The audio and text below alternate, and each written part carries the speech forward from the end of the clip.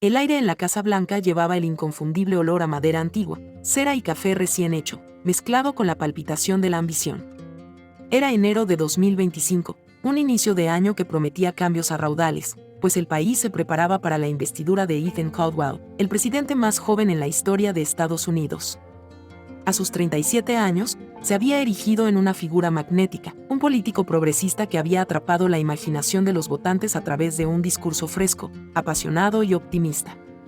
Pero la genuina calidez de su sonrisa encontró rápidamente un contrapunto al internarse en los pasillos del ala oeste, donde el poder no siempre se exponía a la luz. Ethan había llegado acompañado de un equipo de asesores y estrategas que compartían su visión de renovación, en su mayoría viejos amigos de la Universidad de Chicago y colaboradores de su campaña. Formaban un núcleo cercano y leal, dispuestos a impulsar su revolución ideológica de forma transparente. Sin embargo, el Consejo de Seguridad Nacional, una institución casi tan antigua y arraigada como el edificio en el que operaba, jugó sus propias cartas.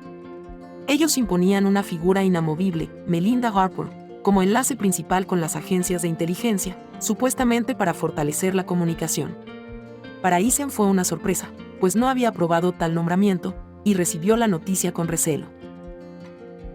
El primer día en el despacho oval, cuando aún se respiraba la emoción de la toma de posesión, Ethan se preparó para la reunión con Melinda. La Casa Blanca bullía de actividad, asesores entrando y saliendo, periodistas buscando declaraciones, el ajetreo característico de un cambio de mando. Aún así, en aquel recinto solemne, un silencio ceremonioso envolvía el encuentro. Melinda entró con paso sereno y una presencia innegablemente cautivadora. Con su porte elegante y un semblante tranquilo, lo examinó como si lo estuviera midiendo con precisión. «Señor presidente», saludó, con un leve asentimiento de cabeza. Ethan se fijó en sus ojos verdes, firmes, que transmitían un control casi absoluto. Susurraban poder y misterio al mismo tiempo. Ella no encajaba en la imagen de analista de inteligencia que tenía en mente, y ese desconcierto se incrementó al escucharla hablar con un tono suave pero seguro.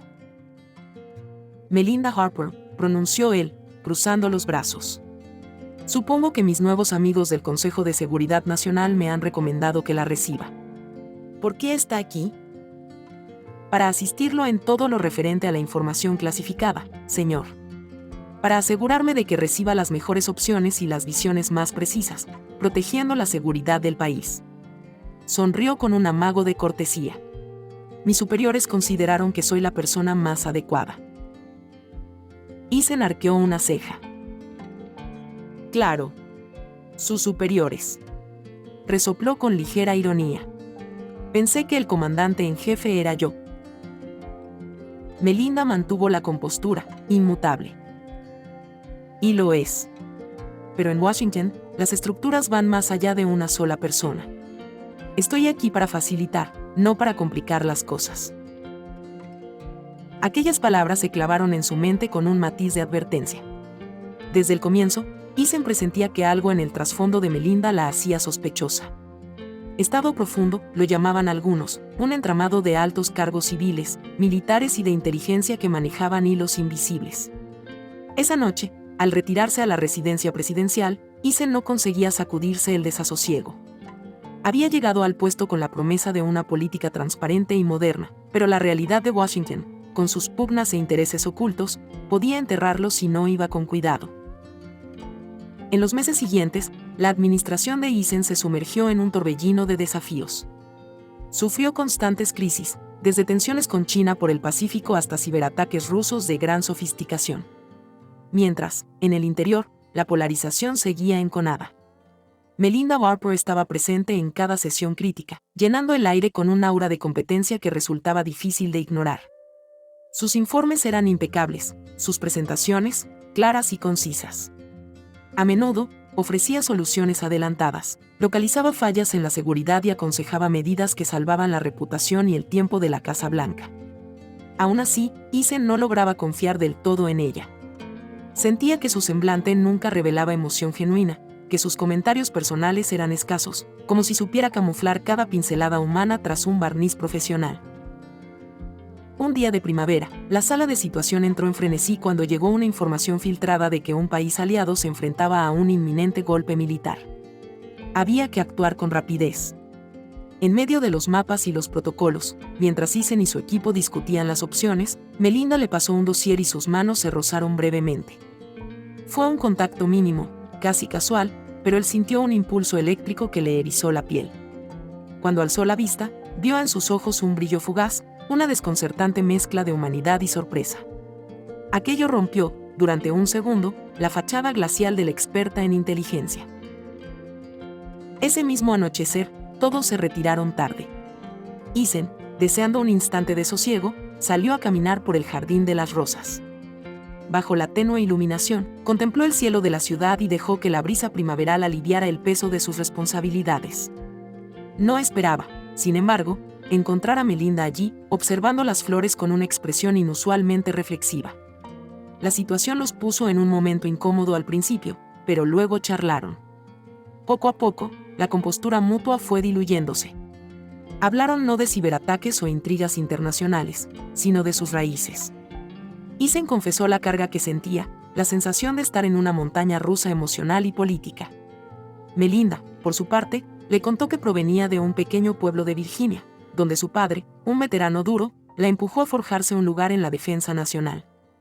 Ambos se rieron con cierta amargura compartida. La Casa Blanca era un sitio para triunfar o perecer, y ellos, como actores forzados, debían interpretar su papel con dignidad.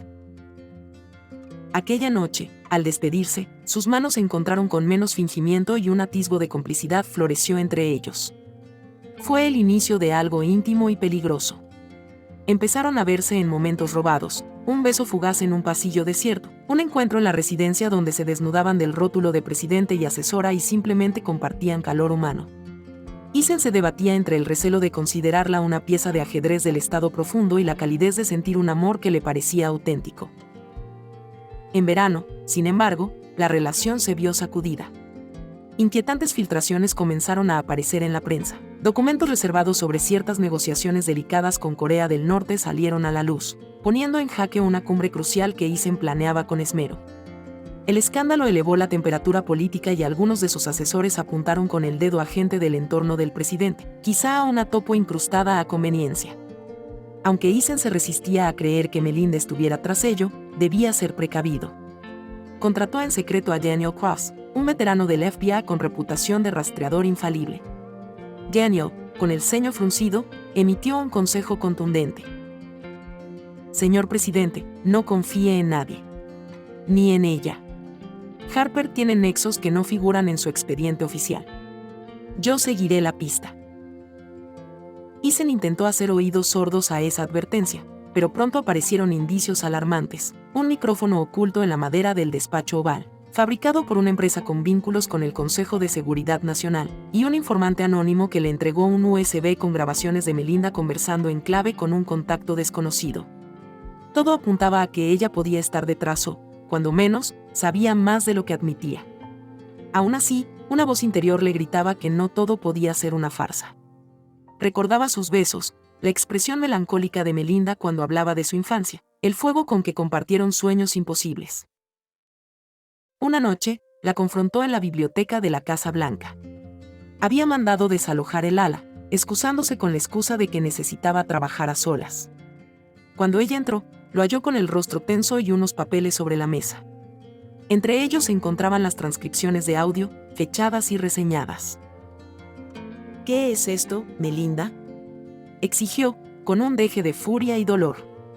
¿Eres tú hablando con alguien, discutiendo planes que no me has contado? Ella lo miró con una ternura que le rompió el corazón. Sus ojos verdes parecían brillantes por la contención de lágrimas. Isen, lo que sientes, lo que yo siento, no es falso. Pero hay fuerzas en Washington que no podemos desafiar abiertamente. ¿Por qué no confiar en mí entonces? Soy el presidente, demonios. Rechazó él, golpeando los papeles con la mano. Pensaba que compartíamos algo real. Melinda giró el rostro, agitada. No puedo explicártelo todo, no ahora. Pero entiende que hay un poder más grande, un grupo que, si me revelo, te hundirán a ti y a todos los que amas. La rabia y la confusión de Isen lo inundaron como un maremoto. Allí veía a la mujer en la que había depositado su confianza, quizá incluso su amor, confesando, en el fondo, que sus miedos eran ciertos. Sin dudarlo más, le expulsó de su oficina y de su círculo más íntimo. Le ordenó salir de la Casa Blanca inmediatamente y anular todos sus accesos. Melinda, con lágrimas en el rostro, se marchó sin defenderse, dejándole un escueto "lo siento" escrito en un post-it prendido en la carpeta del informe de la mañana. La tormenta no había hecho más que empezar. Días después, un informe anónimo con documentos clasificados de los planes de Eisen para ejecutar sanciones secretas y para operaciones encubiertas se filtró a la prensa. Había detalles incómodos de su vida privada, rozando lo íntimo. El escándalo explotó con titulares escandalosos, poniendo su presidencia al borde del precipicio. Daniel Cross amplió las pesquisas y confirmó que Melinda Harper trabajaba para una camarilla de altos burócratas, militares y magnates que planeaban manipular el curso de la política nacional sin escrúpulos. Encerrado en el despacho oval, Eisen se halló en la encrucijada más difícil. La sensación de traición lo carcomía.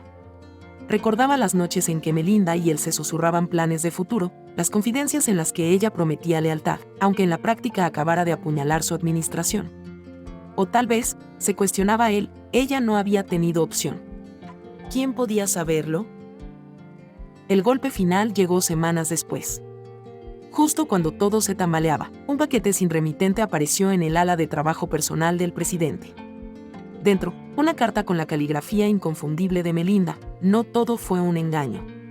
Te amé. Pero no tenía elección. Busca la verdad en el proyecto Aurora. Perdóname". Adjuntos venían archivos cifrados que, tras desencriptarlos, revelaban nombres, operaciones y transacciones financieras vinculados a figuras poderosas, varias del Consejo de Seguridad Nacional, otras de la industria militar, demostrando las maquinaciones que tanto temía. Con aquellos datos, Eisen se halló armado para denunciar a un entramado que llevaba años manipulando administraciones. El escándalo subsiguiente fue sonado, muchos de los implicados dimitieron o fueron sometidos a investigación. Pese a ello, Eisen experimentó una metamorfosis. La Casa Blanca lo miraba con admiración. Había tenido el coraje de exponer a los titiriteros, pero el costo personal resultó inmenso. Su inocencia, su fe en la pureza de la política y su corazón herido quedaban como víctimas colaterales. Siguió en el cargo, pero se volvió cauto, casi cínico. Jamás se enteró de dónde estaba Melinda ni qué era, realmente, el proyecto Aurora, más allá de las líneas generales que le bastaron para desenmascarar al complot. Hay quienes aseguraban que ella huyó a Europa o a alguna nación remota, con un nombre nuevo. En las tardes quietas, cuando las crisis quedaban en pausa, Eisen salía al balcón Truman y contemplaba el firmamento sobre Washington, preguntándose en qué momento el amor se había convertido en traición o en sacrificio. Aún así, no conseguía olvidar el brillo de los ojos de Melinda, su sonrisa reservada y la calidez de su mano. Preguntaba a Daniel Cross si habría sido parte de un plan todo aquello, un montaje perfecto para conseguir información privilegiada. Daniel, encogiéndose de hombros, contestaba que tal vez sí, tal vez no. A veces, la gente atrapada en las sombras cree que no tiene otra salida. La presidencia de Ethan Caldwell sobrevivió al vendaval. Con el tiempo, recuperó algo de su impulso reformista. Mas Eisen no volvió a permitirse amar con la misma ingenuidad. Cuando regresaba al despacho oval, donde la luz de la mañana bañaba el escritorio de madera con un fulgor acogedor, no podía evitar pensar en Melinda, recordando su perfume y la forma en que le ofrecía informes con una precisión deslumbrante. Aquellos días apasionados de complicidad clandestina se le presentaban como un espejismo, una quimera que lo marcó para siempre. Con la ascensión de un nuevo equipo de seguridad y un control férreo de la información, siguió adelante. En las sombras de la historia presidencial, el nombre de Melinda Harper se convirtió en un rumor, en una figura difusa que representaba la tensión entre el ideal y la realidad cruda del poder.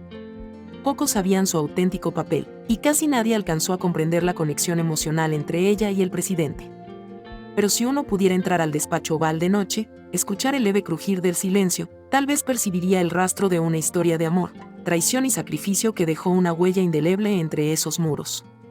Porque más allá de los grandes discursos y las batallas políticas, hubo un hombre y una mujer que se atrevieron a amarse, aunque fuera un instante, en el corazón de las sombras.